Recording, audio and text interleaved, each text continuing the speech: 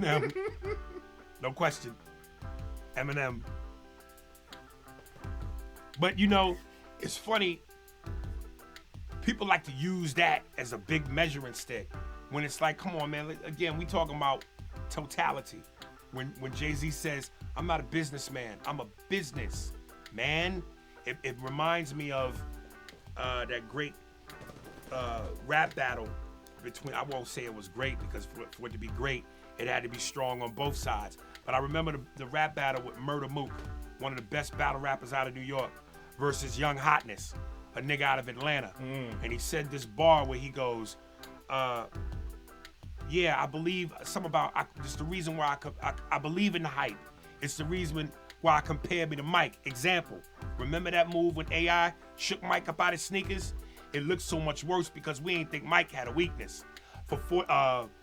Off that one move, AI made his fame. But let's not forget, Jordan scored 45 and he still won that game. So it's like, yeah, M was better on Renegade, but I'm a business man. Hove got the 45 and he won the game. M's moment don't make the game. The game is bigger than that. So what are we really talking about? Great lyricist. He's our Larry Bird. But come on, man. Don't get it twisted. Hove, the king. One of the kings. Any nigga that could pull off that Raid Roach hairdo and still be the man. Hova. I wish that nigga would cut that shit off. That looks atrocious. He's already not an attractive dude. So you putting unattractive on top of unattractive. Nigga, we got HD now. That's aggressive. That is comedian Aries Spears right there trying to roast Jay-Z at the very end of that video you just saw right there. That also represents what we would call the pot calling the kettle black, which is an idiom my grandma used to use to describe a person that's making fun of another person for the same faults that they have. It's like, dude, come on, man, look at you talking about Jay-Z. But anyway, I want to start right there because I believe Aries Spears also did an excellent job kind of articulating precisely how a lot of us feel about Jay-Z, especially if you're a part of the Gen X generation and you came up during the 2000s, because it's without a doubt that Jay-Z dominated that whole era, a whole decade. Jay-Z done brought the hip-hop game to new heights, new level. In fact, I believe that Jay-Z fill a void, a gap that we had, because right around that time we had lost the notorious B.I.G. And I believe it was in the late 90s, because I was in Illinois at the time. Jay-Z was just putting out hits after hits after hits after hits. Now, why are we talking about this? Well, as you already know, Jay-Z been accused of assaulting a 13-year-old. This happened 24 years ago in 2000 at the Video Music Award along with P. Diddy. But before we get into it, let's give a big shout out to the Art of the Dialogue for producing that one video we just saw. This is one of the greatest podcasts out there. I'm going to drop the link in the description so you can go check out their work. And without no further ado, welcome to HRTV. I am your host, Big O.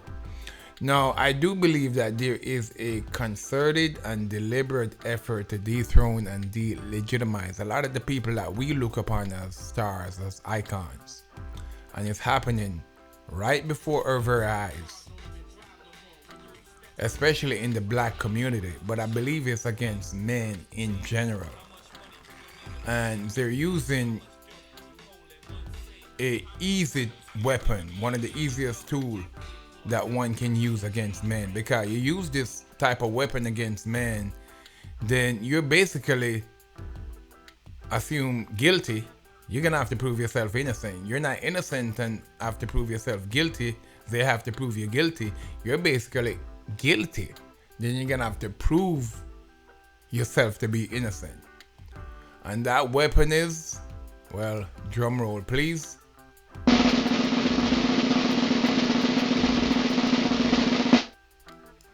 Yep, you have it. A woman and a allegations. You put these things together, that's a guilty verdict against a man, especially in the public eyes. You don't have to be taken to court. And I'm gonna play the interview that NBC did with the Jay-Z accuser. And the only reason why I'm talking about this is because the story is not adding up. I'm gonna play the interview that NBC did with the accuser. And the minute she opened her mouth, the story is just not adding up. Fall apart right away.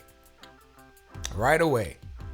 But before we do that, let's get everybody caught up. We're gonna look at the news report that came out against Jay-Z. This happened, I think, probably a little bit over 2 weeks ago. And then we're gonna go from there. A lot of times people say things because they don't want to get themselves in a PR disaster. You can't be, write a check. Hours after being publicly accused of raping a 13-year-old girl with Diddy, Jay-Z calls the allegation heinous. The civil lawsuit blackmail and vows he won't give, quote, one red penny. According to the complaint, first filed in October, then refiled to name Jay-Z, the Jane Doe accuser claims the alleged double rape occurred during a 2000 VMA after party, hours after E.T. spoke to Diddy and then girlfriend J-Lo on the red carpet. We're very excited. There's a good energy in the air. It's a big old party, though. The woman claims during the party she drank something that made her feel disoriented. She then went to rest in a bedroom when Diddy and Jay-Z allegedly took turns raping her. You're gonna hear about my party, and they're gonna probably be arresting me. People from all walks of life. Jay-Z talking to, you know what I'm saying? It just goes on and on. Diddy, who's currently locked up awaiting federal trial, also vehemently denies the allegations. Jay says the only heartbreak he has is for wife Beyonce and their 3 kids. Quote, my wife and I will have to sit our children down, one of whom is at the age where her friends will surely see the press and ask questions about the nature of these claims. All right, that part right there. That part right there. And I'm not even saying that. Look, I believe all accusations should be taken seriously. Whether it's against a female or a male, it should be taken seriously. In fact, I believe the Me Too movement was a good movement that came through, because the Me Too movement brought about a realignment in the workforce. Because it is true, men was running amok, men was abusing their power, but the Me Too movement also brought a lot of false accusation, and one can argue equally same amount of false accusation as the amount of men that's been put away. Now let's play the interview that the NBC reporter did with the accuser. And that's another thing too. Jane Doe, she's hidden under the blanket of Jane Doe.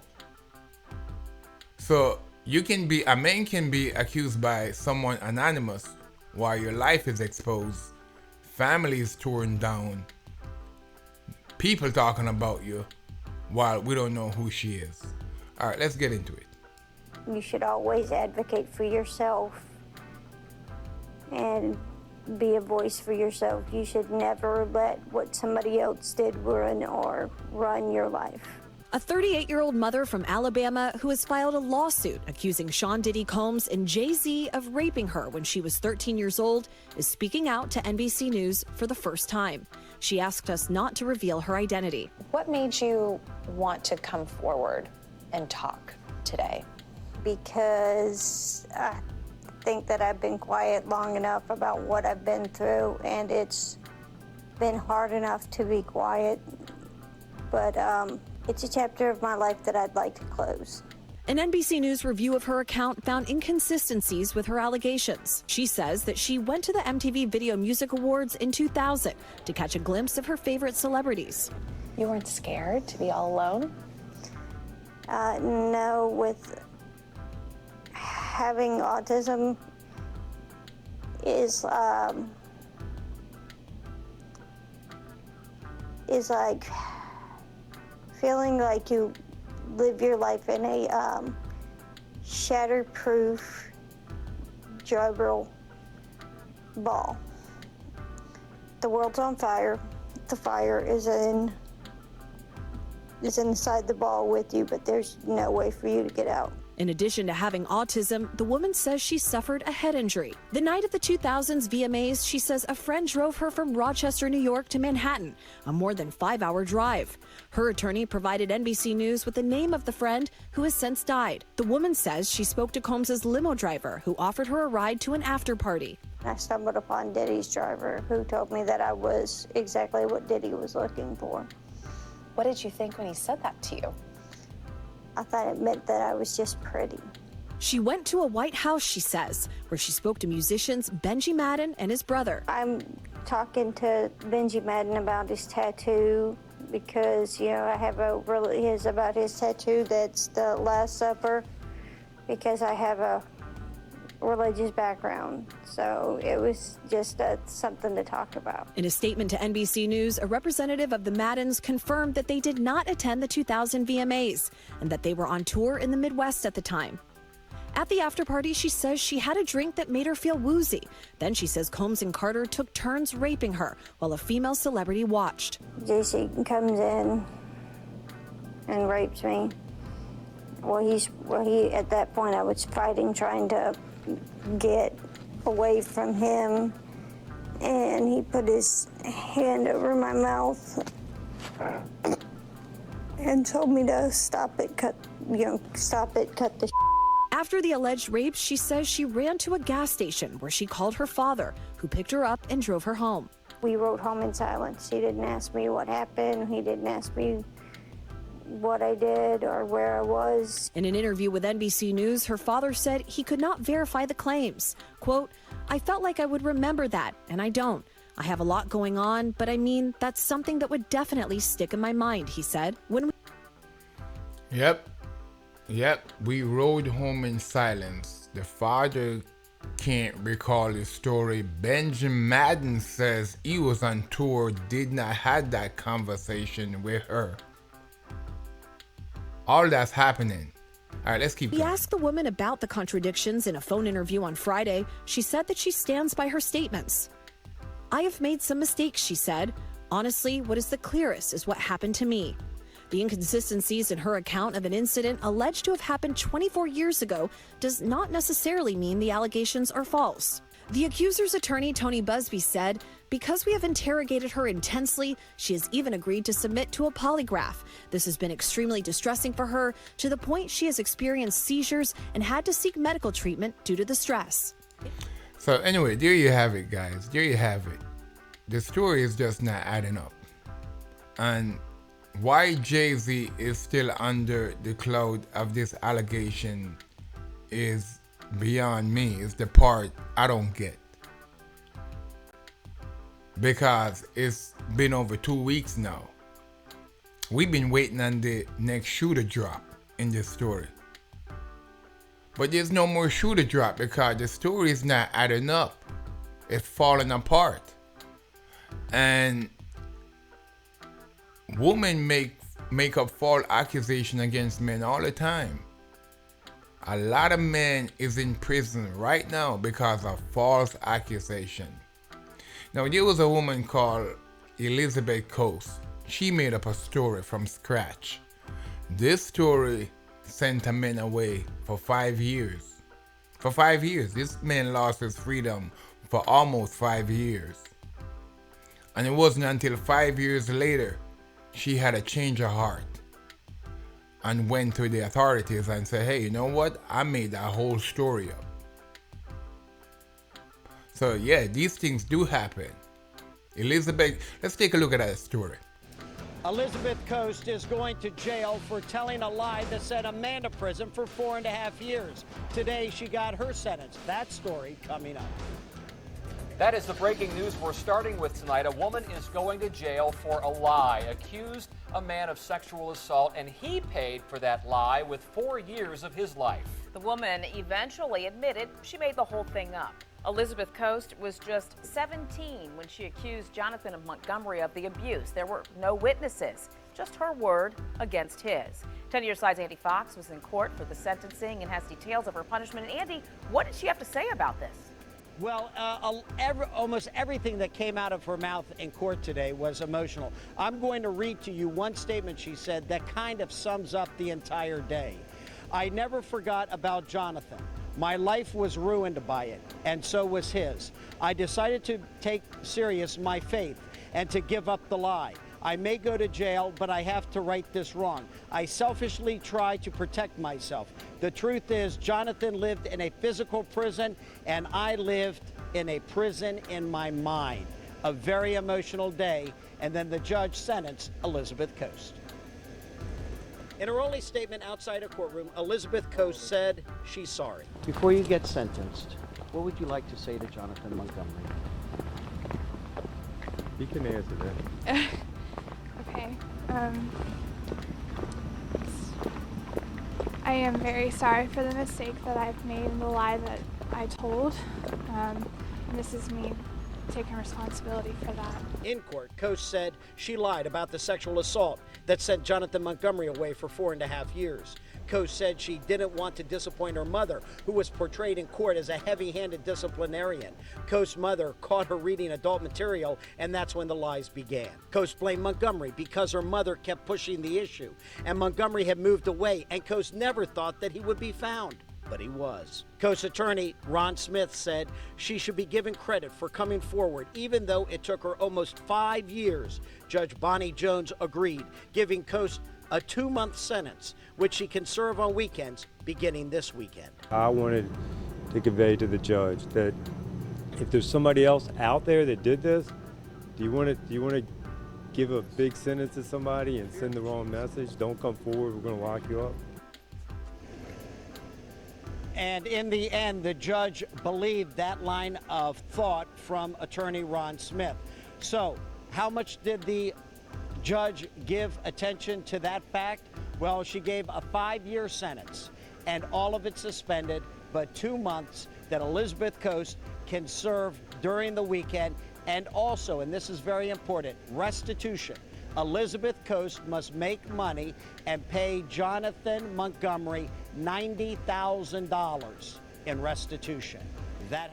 All right, there you go. There you have it. This man lost 5 years of his life. The psychological effect it must have had, the mental strain it must have had, the lack of advancement as a man, the lack of productivity, being in prison around criminals based on a false accusation. She got 2 months. She only get to spend the 2 months on the weekends. Slap on the wrist. Slap on the wrist. Alright guys, let me know what you think. Leave a comment, like, subscribe. We out. HRTV.